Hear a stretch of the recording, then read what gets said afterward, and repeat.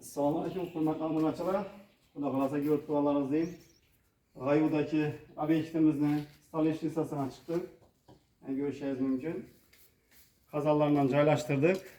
Bu yerda yana 15 kilolik qozoni, yanında 50 santimlik рабочий stoli bor. Yana qozoni qopqoqi bilan. Bu yerimizda 85 santimlik razmerda mangalimiz bo'ladi. Bu yerda bir 50-55 santimlik рабочий stoli bo'ladi. Yerimizin moykası, bir yana kichkina bir 40 santiga yaqin рабочий stoli bor. Tak, ishimizni o'rilishini, sifatini ko'rishingiz mumkin do'stlar. Eshiklardan qo'ydik yana. Bu yerda yana qo'lni chalak, halol chizib qo'yishingiz mumkin. Bu yerda sifon, kanalizatsiya taqiladi. Santexnika taqadi uni. Bu yerda yana odan cho'milib qo'yadigan yeri, dronik xonasi.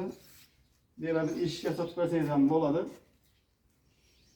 O'ng'ayga qarab mebelni eshikma ish qilib yasatib qo'ysam bo'ladi. Xudo xolasa endi ertaga emas so'nggi kuni mangalni boshlaymiz. Mangal ishi dik o'rtadan ketadi. Kendinizlar ham to'shni ishining kolonali bo'lib chiqadi, xudo xolasa. Qo'lni ishi dakansa yuqori chiqincha kaluch bilan chiqadi abisofkanlar. Asa do'stlar, kimda kim agar murojaat qiladigan bo'lsa, ekranda nomerlarimiz bor. O'zingiz musofirda bo'lsangiz ham WhatsApp, Telegram, Imo shu nomer ochilgan, bemalol murojaat qilishingiz mumkin.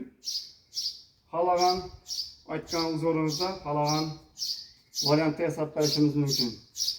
Hali ishimizni ko'rib boringlar. Xudo xolasa mangalning o'rish jarayonlarini hammasini bitganini qarshi tashlab qo'yamiz do'stlar. Va kanalimizga ham obuna bo'lib qo'yinglar. Videomiz yoqsa like'larni bosib, kommentariyada o'z fikrlaringizni qoldiringlar, ishlarimizga baho beringlar. Sağ olun, selamet olun. Hemen işine omlet dostlar.